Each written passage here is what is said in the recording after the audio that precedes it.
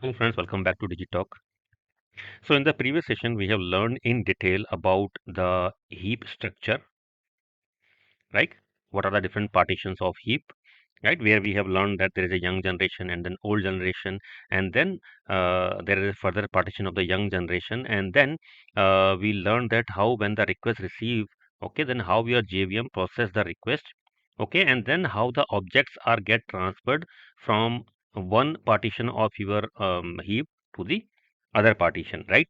And this we have learned to understand the garbage collection process properly, where we have the minor garbage collection and then we have the major garbage collection. So this minor and major completely related with the understanding of the two partitions of your heap structure, right? So along with that, we have covered this in detail in the previous session 4, right? So now in this particular session, session 5, what we are going to cover?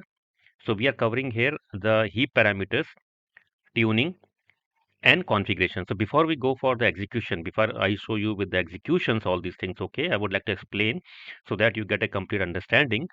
We have a different kind of a parameters that we use to define the heap. What are the tuning recommendations for heap when we define the heap size, and then how we do the configuration or where we do the configurations.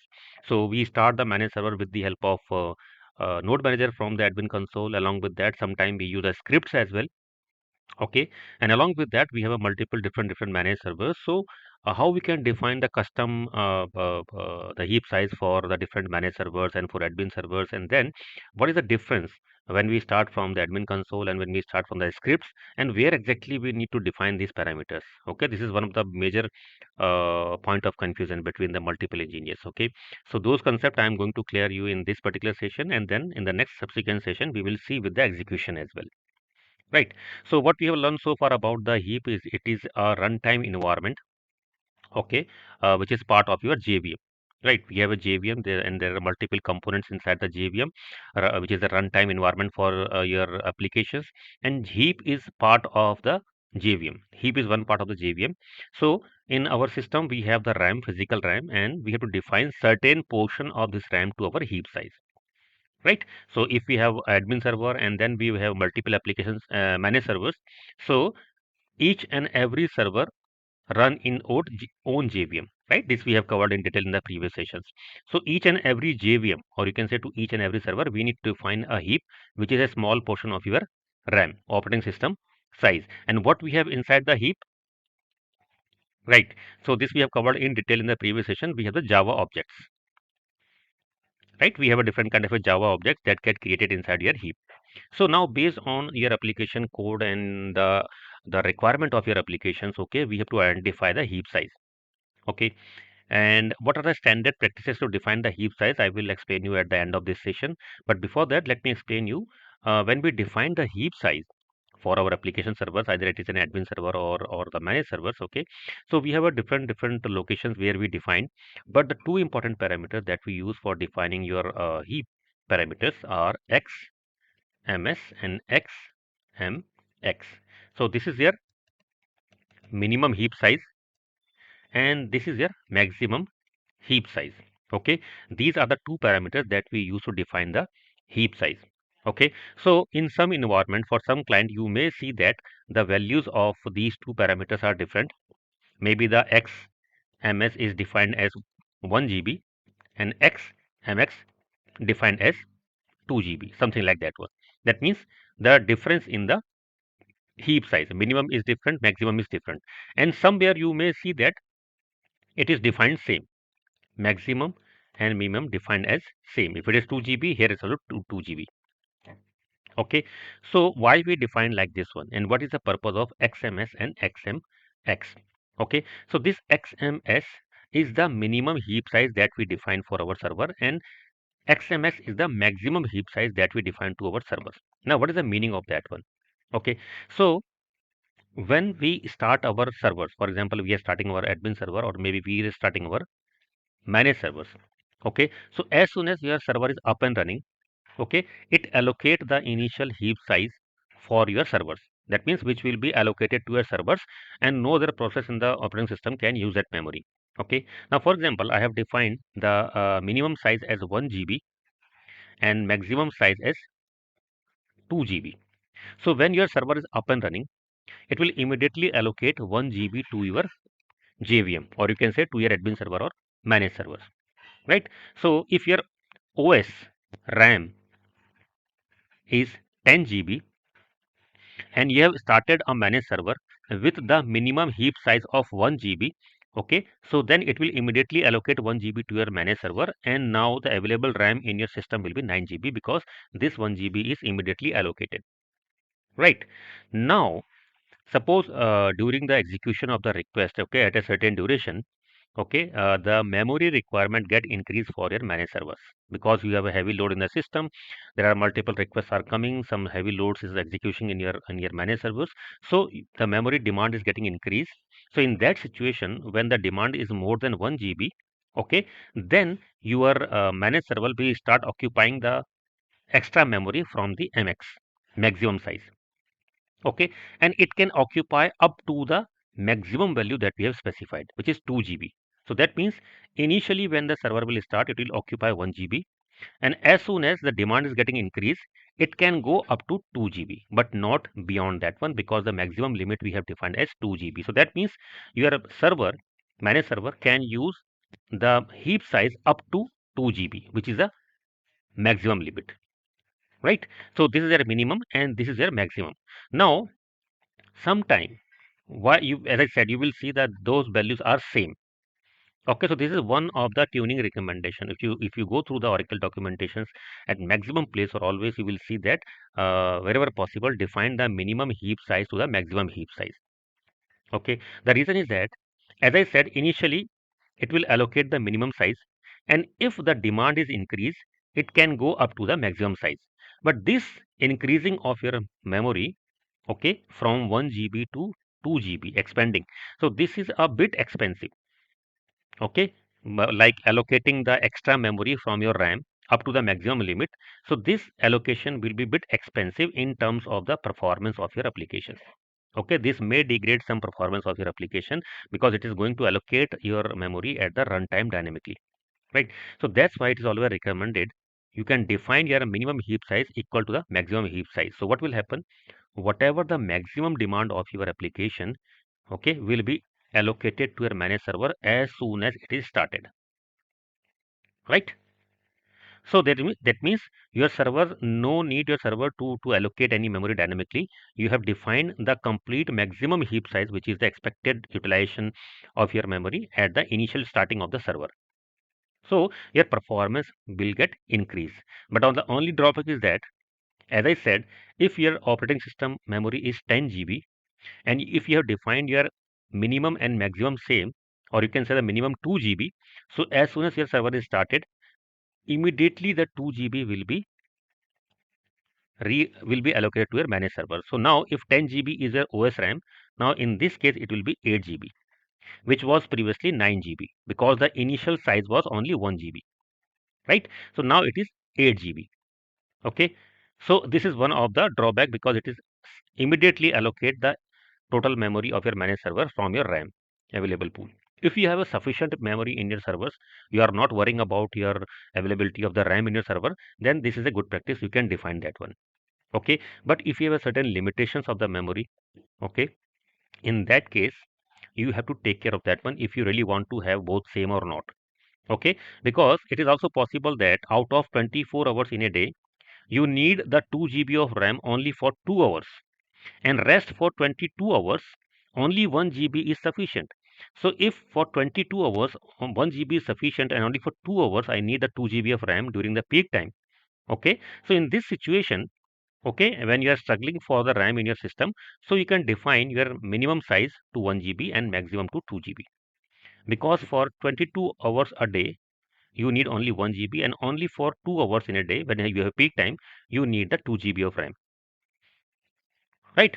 So these are the two parameters that we define, and these are the certain recommendations for tuning and how we can specify the minimum and maximum. What are the certain different kind of conditions when we opt or choose for the heap size.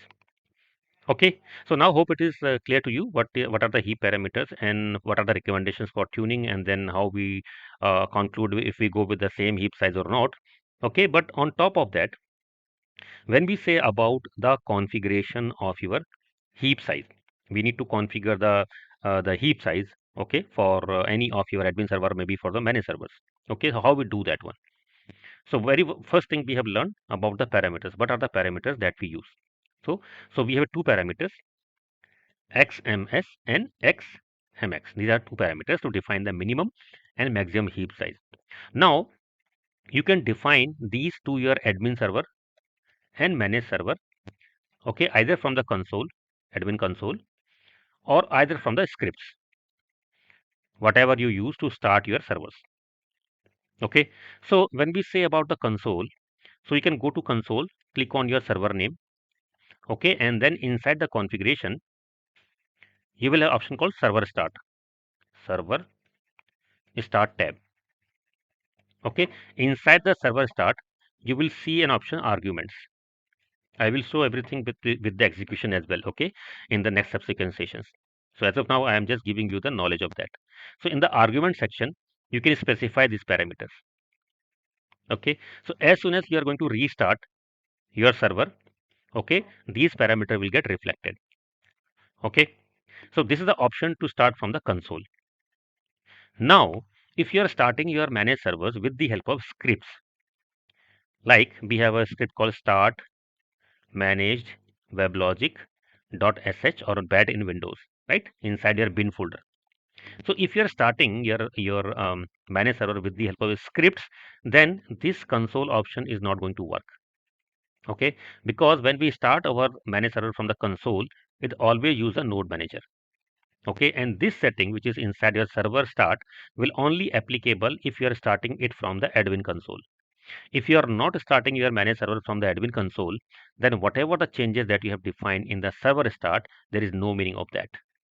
Okay, so if you are starting your managed server with the help of scripts, then all the parameters that you need to define inside your script, whether you define it inside the start manage weblogic.sh or as a standard practice, you can define inside the set domain env.sh file. Okay, this will be inside your bin directory in the domain. Okay, so this is the script that is always called when we start our managed servers using start manage weblogic.sh, or even you are starting from the console as well, this script always get executed. Okay, so now I was explaining that if you are starting your from the script, okay, not from the console, then do not do any update in your server start tab, because that is not going to be reflected in your JVM.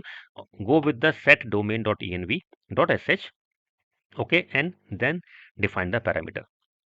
Okay, now suppose that you have the one admin server, along with that you have a multiple managed servers, and you may need certain kind of a customizations where you need to define the heap size to different to some different managed servers, or even you want to define the heap size different for your admin server and managed servers, because this script, okay, will be called for admin server as well as the managed server. Right. Now, if you are simply defining -xms and -mx as 2 GB in your set domain.env, so this is going to be reflected for your admin server as well as for your managed server. Right. So for managed server that is fine, but to admin server it is not expected. It is very high. Okay, just an example. Right, so because admin server is doesn't require the same heap size as of managed server, so admin server heap size will always be less in comparison with the managed servers. So if you're directly defining this in the set domain.env, so this will be going to applicable for your admin server as well. Right, so you need some different sections, right, for your admin server and managed server, so that you can define these kind of a customizations, different heap size to admin server and different heap size to your managed servers. Right, so for that what actually we do practically, when we define these in our configuration files, specifically in set domain env.sh file, or maybe bat on the Windows. Okay, so we defined if sections in the bash. If server name equal to admin server, okay, then my xmx and my xmx will be like this one, well, some value, right?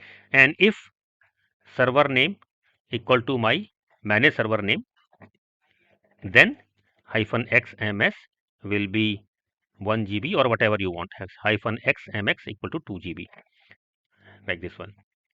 Okay, so by this way we can define the different heap size for your each and every manage servers.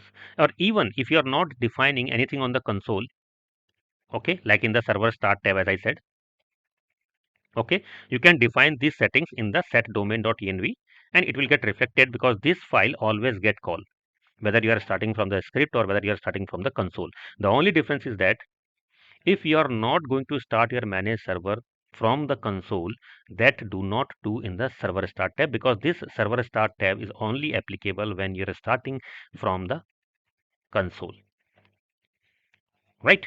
So this is the way how we can do the customizations for the heap size for each and every managed servers, and this is not specific to only the your xmx or xms. There are multiple jvm parameters that we specify. Okay, and for specifying the different settings for managed servers and the admin servers, we always follow this practice, okay, to specify the different kind of a jvm parameters for your separately for admin and separately for your managed servers, right? So now I hope it is clear to you, like the different parameters that we use to define heap size, what are the tuning recommendations when we define the minimum and maximum heap size, and then how we can do the customizations for the parameters for which is different for the different servers like the admin server and manage servers.